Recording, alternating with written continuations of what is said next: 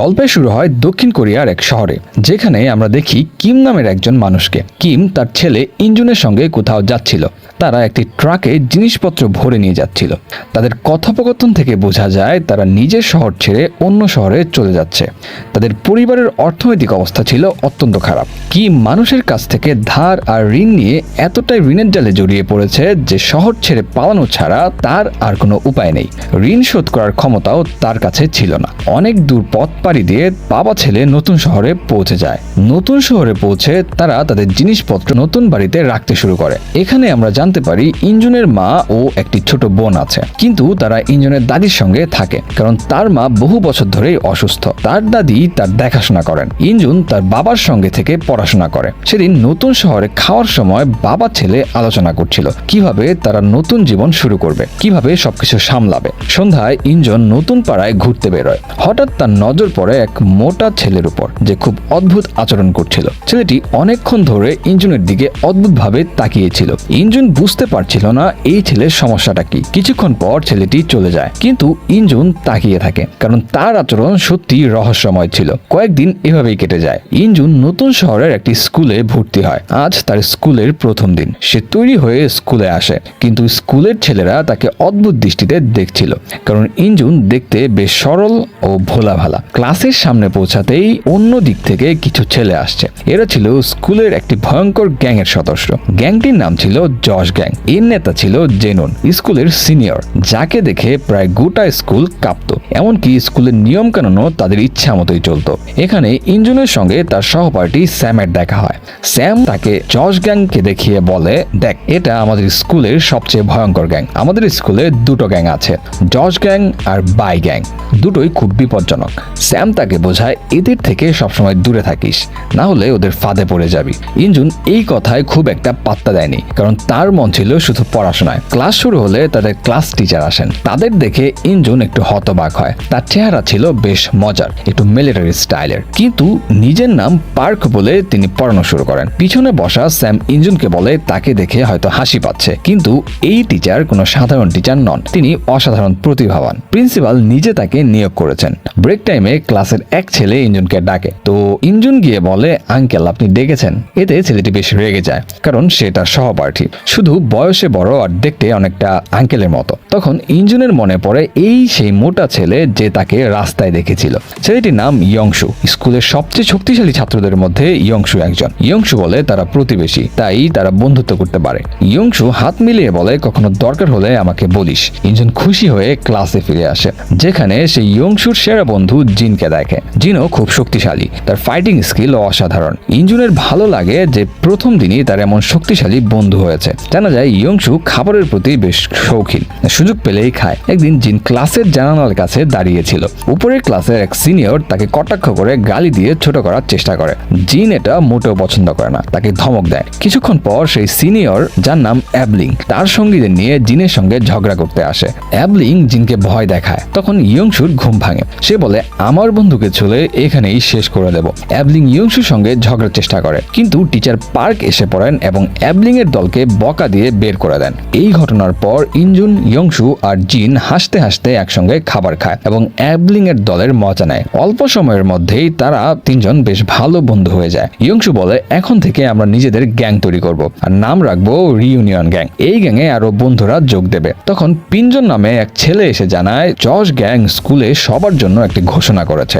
স্কুলে একটি wrestling tournament হবে, যেখানে প্রথম শ্রেণীর সব ছাত্র অংশ নিতে পারবে। বিজয়ী জশ গ্যাং এর সদস্য হতে পারবে। এটা শুনে সবাই উত্তেজিত হয়ে যায়। ধীরে ধীরে সবাই স্কুলের মাঠে জড়ো হয়। জশ গ্যাং এ যোগ দেওয়ার ইচ্ছা সবার মনে, কারণ সবাই তাদের ভয় পায়। গ্যাং এ যোগ দিলে একটা আলাদা ক্ষমতাও পাওয়া যায়, যা সবাই চায়। ইনজুন আর তার বন্ধুরা সবার উত্তেজনা দেখতে আসে। স্টুডেন্টদের মধ্যে টুর্নামেন্টে অংশ নেওয়ার হিড়িক পড়ে যায়। অনেকে আগে থেকে রেসলিং প্র্যাকটিসও শুরু করে, কিন্তু ইয়ংশু বা তার দলের কেউ এই গ্যাংয়ে যোগ দিতে চায় না। তারা জানে জশ গ্যাংয়ের সদস্যরা শক্তিশালী হলেও ঝামেলা সৃষ্টি করে, ক্ষমতার অপব্যবহার করে। তাই ইনজুন আর তার দল মাঠ থেকে ক্লাসে ফিরে যায়। ক্লাসে ফিরে ইয়ংশু ফাইট প্র্যাকটিস করছিল। সে বুঝেছে স্কুলটা আসলে গ্যাংস্টারদের নিয়ন্ত্রণে। নিজেকে তৈরি না করলে এখানে টিকে থাকা কঠিন। ইনজুন জিনকে বলে, তুই তো দারুণ ফাইট করিস, আমাকেও শেখাবি যাতে আমি নিজেকে রক্ষা করতে পারি।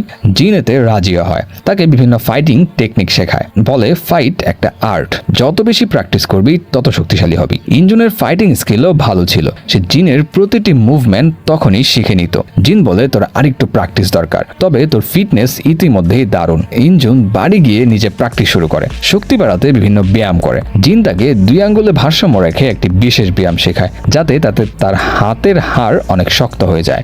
খুব কঠিন হলেও ইনজুন তা করে। পরদিন সকালে ইনজুন আর ইয়ংশু স্কুলে যাচ্ছিল, পথে গল্প করছিল। ইয়ংশু বলে সে এক সময় অসাধারণ ফাইটার ছিল, স্কুলের সব গ্যাংস্টার তাকে ভয় পেত, কিন্তু একদিন সে হঠাৎ ফাইট ছেড়ে দেয়, শপথ নেয় যে আর কখনো ভুল কাজ করবে না।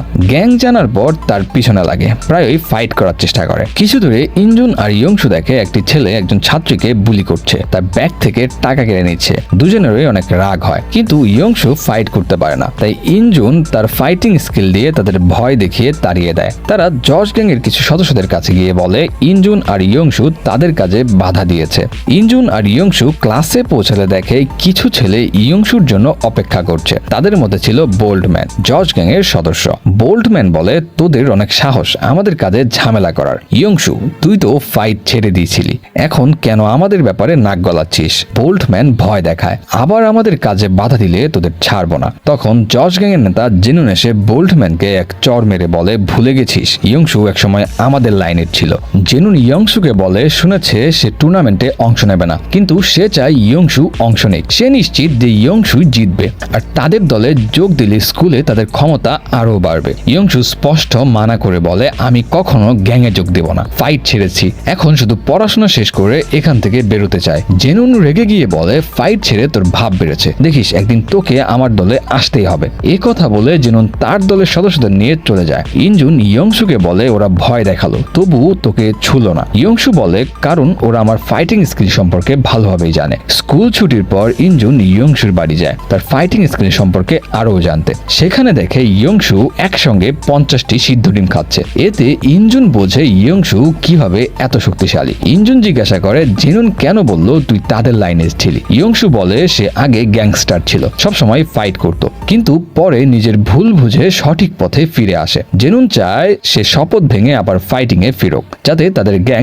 আরো শক্তিশালী হয়। পরদিন স্কুলে ইয়ংশু খবর পায় জশ গ্যাং তার ছোট ভাইকে ধরে বাস্কেটবল ক্লাবে নিয়ে গেছে। সে তার দল নিয়ে সেখানে পৌঁছে দেখে তারা তার ভাইকে বুলি করছে। জেনুন বলে, ইয়ংশু আমাদের সঙ্গে ফাইট করতে পারেনি, তাই তার ভাই বোল্ডম্যানের সঙ্গে লড়বে, না লড়লে তাকে কাপুরুষ বলা হবে। ইয়ংশুর ভাই রেগে চ্যালেঞ্জ গ্রহণ করে। ফাইট শুরু হওয়ার আগে বোল্ডম্যান বলে, কাফনের ব্যবস্থা কর, কারণ তোর ভাই মরবে। ইয়ংশু রাগে ফেটে পড়ে, কিন্তু নিজেকে সামলায়। ফাইটে তার ভাই বোল্ডম্যানকে ভালোভাবেই ঠেকায়, কিন্তু বোল্ডম্যান চালাকি করে তার গলায় পা দিয়ে ধরে এবং মারতে শুরু করে। ইয়ংশুকে কটাক্ষ করে বলে, তুই আর তোর ভাই একরকম না। ইয়ংশুর রাগ চরমে, কিন্তু সে নিজেকে সংযত রাখে, কারণ জানে এটা তাকে ফাইটে টানার একটা চাল। অবশেষে জশ গ্যাং সেখান থেকে চলে যায়। পরের দিন একটি ছেলে তার সঙ্গীদের নিয়ে ক্লাসে এসে জিনকে খোঁজে। জিনকে কটাক্ষ করে বলে, কাল ডাকলেও তুই আসিসনি। জিন বলে, তোদের ফালতু কথা শোনার সময় আমার নেই। ছেলেটি রেগে গিয়ে গালি দেয় এবং মারতে এগোয়। জিনও মারতে যায়, কিন্তু ইয়ংশু এসে তাকে থামায়, মনে করিয়ে দেয় টিচার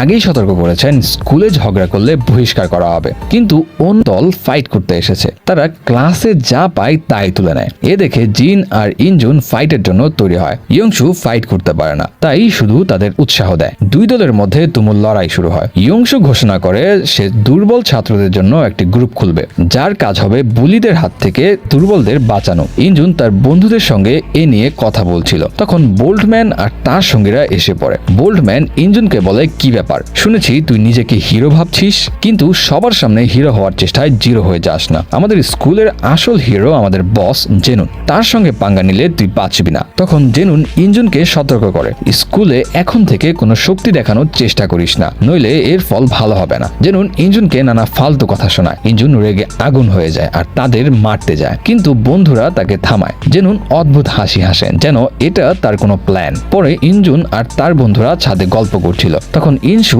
তাদের আজকের ঘটনা সম্পর্কে জানতে পারে। জেনুন ইনজুনকে ভয় দেখিয়েছে, কারণ জেনুন মাঠে থাকার সময় ইনসু ক্লাসে ঘুমাচ্ছিল। ইনসু ইনজুনকে বলে এটাকে এখানেই থামা, অন্যের ঝামেলা মাথায় নেওয়ার কোনো দরকার নেই, আমরা স্কুলে পড়তে এসেছি, গ্যাং আর মারামারিতে জড়ালে ভবিষ্যৎ কি হবে, যা হচ্ছে হতে দে। এতে ইনজুন খুব রেগে যায়, বলে তুই বলেছিলি তুই অনেক ভালো ফাইটার, অন্যায় দেখেও চুপ থাকবি, তাহলে তুই স্বার্থপর। ইনজুনও রেগে ইনজুনকে মারতে যায়, কিন্তু বন্ধুরা তাকে থামায়। ইনজুন সেদিন খুব রেগে ছিল, সে একটি বক্সিং রুমে যায়, পুরোদমে বক্সিং শুরু করে, এত জোরে ঘুষি মারে যে তার হাত কেটে রক্ত বেরোয়। পরদিন লাঞ্চ টাইমে ইনজুন ক্লাসে ঘুমাচ্ছিল, তখন তার এক বন্ধু দৌড়ে এসে বলে জলদি ওঠ, তোর বাবার অ্যাক্সিডেন্ট হয়েছে। ইনজুন সময় নষ্ট না করে হাসপাতালে ছোটে, সেখানে দেখে তার বাবার অবস্থা খুব খারাপ, সে খুব দুঃখ পায়। কয়েকদিন স্কুলে যাওয়া বন্ধ করে বাবার ফ্যাক্টরিতে কাজ করেন, যাতে চিকিৎসার খরচ চালাতে পারে। তার কাজ ছিল ফল সংগ্রহ করা, কাজ কঠিন ছিল, সে বারবার পড়ে যেত, তবু কাজ শেষ করে। প্রথমবার সে বুঝতে পারে তার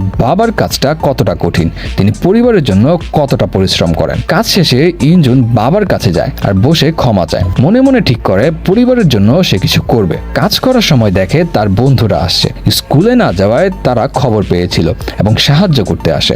ইনজুন বোঝে সত্যিকারের বন্ধুত্ব কতটা সুন্দর। বন্ধুদের সাহায্যে তার কাজ তাড়াতাড়ি শেষ হয়, তারা একসঙ্গে আনন্দ করে। পরদিন থেকে প্রতিদিন স্কুল শেষ করে বন্ধুরা তার কাজে সাহায্য করতে আসে, এভাবেই তাদের সময় খুব ভালো কাটছিল। ইনজুন বন্ধুদের জন্য তার দুঃখ ভুলে যায়। একদিন তারা ক্লাসরুমের বাইরে কথা বলছিল, তখন বোল্টম্যান আর তার সঙ্গীরা এসে পড়ে। ইনজুন রাত চলে যাচ্ছিল, কিন্তু ভুলে ইনজুনের হাত থেকে বোল্টম্যানের গায়ে চা পড়ে, এতে বোল্টম্যান ফাইটের সুযোগ পায়। সে ইনজুনকে স্কুলের মাঠে ফাইটের চ্যালেঞ্জ দেয়, সবাই মাঠে জড়ো হয়। জর্জ গ্যাং এর নেতা জুনুনও সেখানে ছিল। বোল্টম্যান নিজেকে শক্তিশালী দেখাচ্ছিল, কিন্তু সে ইনজুনকে ভয় পাচ্ছিল, তাই সে জেনুনকে বলে ইনজুনের সঙ্গে ফাইট করতে। ইনসু দূর থেকে দেখছিল, সে ফাইটে জড়াতে চায়নি, কিন্তু অন্যায় দেখে মেনে নেওয়াও অসম্ভব ছিল। স্কুলে বারবার ফাইট হলে ছাত্রদের ভবিষ্যৎ নষ্ট হবে, বন্ধুদেরও বিপদ হবে। ইনসু বড় সিদ্ধান্ত নেয়, শেষবারের মতো ফাইট করবে। সে জেনুনের কাছে গিয়ে বলে ফাইট করতে চাস, আমাদের গ্যাংয়ের সঙ্গে ফাইনাল ফাইট কর, হারলে জর্জ গ্যাং চিরতরে বন্ধ করতে হবে। জেনুন চ্যালেঞ্জ গ্রহণ করে, দুজনেই ফাইটের সময় ও জায়গা ঠিক করে। দুই দল প্রস্তুতি শুরু করে। ক্লাসরুমে ইনজুন আর তার বন্ধুরা খুব চিন্তিত, জর্জ গ্যাং এর মেম্বার অনেক বেশি আর তারা মাত্র 5 জন, তারা কি সত্যিই জিততে পারবে? বাকিরা চিন্তিত, কিন্তু ইনসুর কোনো ভয় নেই, সে তার পুরনো গ্যাংস্টার বন্ধুদের দলে ডাকে। অল্প সময়ে ইনসু তার দল বড় করে। ফাইটের দিন চলে আসে, দুই গ্যাং ফাইটের জায়গায় পৌঁছে যায়। ইনসু ও তার দল দেখে জেনুন চালাকি করেছে, স্কুলের অন্য গ্যাংকেও তাদের সাথে এনেছে এবং তাদের মেম্বার অনেক বেশি। ইনসু আর তার দল ভয় পায় না, কারণ তারা জানে একসঙ্গে লড়লে জিততে পারবে। এটা শুধু লড়াই নয়, সঠিক আর ভুলের যুদ্ধ। ফাইট শুরু হয়, সবাই পুরো শক্তি দিয়ে লড়ছে। ইনসু দুর্দান্ত ফাইটার প্রমাণিত হয়, একাই সে অনেককে হারিয়ে দেয়। ইনজুনও এখন দারুণ ফাইটার। অবশেষে তাদের দল জয়ী হয়। জেনুন রেগে যায়, কিন্তু নিয়ম অনুযায়ী সে কিছুই করতে পারে না। ইনসু ও তার দলের জয়ের পর সবাই আনন্দ করে সন্ধ্যায় পার্টি করে। পরের দিন ইনজুন তার দুই বন্ধুর সঙ্গে খাচ্ছিল। একজন বলে ইনসু খুব ভালো মানুষ, সে আমাদের ভবিষ্যৎ নিয়ে ভাবে, যাতে আমরা ভালো কিছু করতে পারি, সে চায় না স্কুলে গ্যাং থাকুক। ইনজুন মনে করে ইনসু বলেছিল সে ভবিষ্যতে অনেক কিছু করতে চায়, পরিবারের দায়িত্ব নিতে চায়, তাই সে আর ফাইটে জড়াতে চায় না। তারা কথা বলছিল, তখন বন্ধু স্যাম দৌড়ে এসে বলে ইনসুর অবস্থা খুব খারাপ, সে হসপিটালে ভর্তি। কাল রাতে কেউ তার উপর হামলা করেছে, মাথায় জোরে আঘাত করেছে। এইটা শুনে ইনজুন আর তার বন্ধুরা হসপিটালে ছুটে যায়। সেখানে ইনসুর বোন জানায় ইনসুর এখনো জ্ঞান ফেরেনি। ডাক্তার বলেছে কখন জ্ঞান ফিরবে কেউ বলতে পারে না। ইনজুন আর বন্ধুরা খুব দুঃখ পায়, বিশেষ করে ইনজুন, সে সব সময় ইনসুর পাশে ছিল। তারা পুলিশ স্টেশনে যায় কে হামলা করেছে তা জানতে, কিন্তু পুলিশ অফিসার বলে এটা স্কুল ছাত্রদের জন্য নতুন কিছু নয়, আজ কিছু করবে না, কাল আবার ফাইট করবে, এটা গুরুত্ব দেওয়ার কোনো প্রয়োজন নেই। ইনজুন আর বন্ধুরা পড়াশোনায় মন দিতে বলায় খুব রেগে যায়। ইনজুন বোঝে পুলিশ অপরাধী ধরবে না, তার নিজেকেই কিছু করতে হবে। সে বাড়ি ফিরে চুপচাপ শুয়ে পড়ে। তখন তোর বাবা, যিনি এখন সুস্থ, তিনি খেতে বলেন, কিন্তু ইনজুনের গলায় খাবার আটকে যায়। বাবা জিজ্ঞাসা করলে সে ফুপিয়ে ফুপিয়ে কাঁদতে থাকে। তার ভয় সে ইনসুকে হারিয়ে ফেলবে না তো। এসব ভাবতে ভাবতে সে পাগলের মতো হয়ে যায়, কিছু না বলে বাড়ি থেকে বেরিয়ে যায়। অনেক চেষ্টায় সে বোল্টম্যানকে খুঁজে পায়। তার মনে হয় বোল্টম্যান আর তার সঙ্গীরা ইয়ংশুর উপর হামলা করেছে। এই চিন্তায় সে পুরোপুরি উন্মাদ হয়ে যায়। বোল্টম্যানকে বলে তুই আজ ইয়ংশুকে মেরেছিস, তাই তোকে কিছুতেই ছাড়বো না। এরপর তার উপর হামলা করে। বোল্টম্যান বোঝে ইনজুন আজ প্রচন্ড রেগে আছে, তার চোখে মুখে ভয়ঙ্কর রাগ, তাই সে ফাইট করার সাহস পায় না, বলে ইয়ংশুর উপর হামলায় আমার কোনো হাত নেই। ইনজুন শান্ত না হলেও শেষে তাকে ছেড়ে দেয়। এইভাবেই কয়েকদিন কাটে। এর মধ্যে মধ্যে সারাং ইঞ্জুনের আচরণে অনেক পরিবর্তন লক্ষ্য করে। সে ইঞ্জুনকে ডেকে বোঝানোর চেষ্টা করে ঝগড়ায় জড়াস না, ইয়ংশুর উপর হামলাকারীদের খুঁজতে হবে না, এতে তুই নিজেও বিপদে পড়বি। কিন্তু ইঞ্জুন রেগে গিয়ে বলে, ইয়ংশুর হামলাকারীদের আমি খুঁজে বের করব, প্রতিশোধ নেব, তুই সঙ্গে না থাকতে চাস যা। এই বলে ইঞ্জুন চলে যায়। সারাং বোঝে ইঞ্জুন প্রচন্ড চাপে আছে। কিছুদিন পর ইঞ্জুন জিনকে খুঁজে পায়, যাকে স্কুল থেকে বহিষ্কার করা হয়েছিল। ইঞ্জুন জিনকে খোঁজে কারণ সে কিছু জানতো। জানা যায় জশ গ্যাং এর নেতা জেনুন জিনকে প্রস্তাব দিয়েছিল ইয়ংশুকে মারতে। ইয়ংশুকে মারতে পারলে অনেক টাকা দেবে, যাতে জিন তার গার্লফ্রেন্ডের অপারেশন করাতে পারে।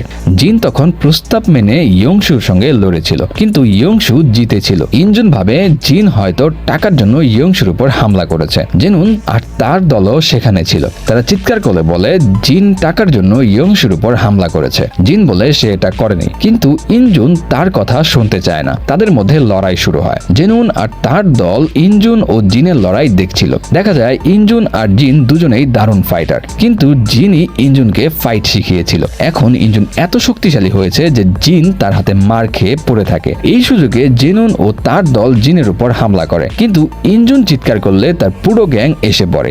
ইয়ংশুও সেখানে ছিল। এখন সে পুরোপুরি সুস্থ। কিছুক্ষণ পর জিনও এসে ইঞ্জুনের দলে যোগ দেয়। বোল্টম্যান আর তার সঙ্গীরাও জশ গ্যাং ছেড়ে রিইউনিয়ন গ্যাংয়ে যোগ দেয়। আসলে জেনুন আর তার বন্ধুদের শিক্ষা দিতে ইঞ্জুন ও তার বন্ধুরা এই পরিকল্পনা করে। ইঞ্জুন জেনে বুঝে জিনের সঙ্গে লড়ে, যাতে জেনুন তার দল বাড়ানোর সুযোগ না পায়। জেনুন বোঝে ইঞ্জুন আসার পর স্কুলে সব বদলে গেছে, আর এখন তার জায়গা কেউ নিতে চায়। তাই সে সবার সামনে প্রতিজ্ঞা করে ইঞ্জুন তাকে ফাইটে হারালে সে গ্যাং ছেড়ে দেবে। ইঞ্জুন তার সঙ্গে লড়তে আসে। তাদের লড়াই খুব দীর্ঘ হয় না, কারণ ইঞ্জুন প্রথম আক্রমণেই জেনুনের হাত ভেঙে দেয়। জেনুন ও তার দল আর টিকে থাকতে পারে না, আর হার মেনে নেয়। রিইউনিয়ন গ্যাং আবার জয়ী হয়। জেনুন লজ্জায় আর স্কুলে ফিরে যায় না, আর স্কুল জ্ঞান মুক্ত হয়। ইঞ্জুন ও তার দল আনন্দে মেতে ওঠে। ইয়ংশু সবাইকে বোঝায় এখন থেকে আর লড়াই নয়, সবাই ভবিষ্যতের দিকে মন দেবে। কিন্তু কোনো বন্ধু বিপদে পড়লে সবাইকে তার পাশে দাঁড়াতে হবে। এটাই সত্যিকারের বন্ধুত্ব। এভাবেই গল্পটি খুব সুন্দরভাবে সমাপ্তি পায়। তো আশা করি ভিডিওটা তোমাদের পছন্দ হয়েছে। যদি ভালো লেগে থাকে তাহলে ভিডিওটি লাইক করো এবং আমাদের চ্যানেলকে সাবস্ক্রাইব করো। দেখা হবে নতুন কোনো ভিডিওতে।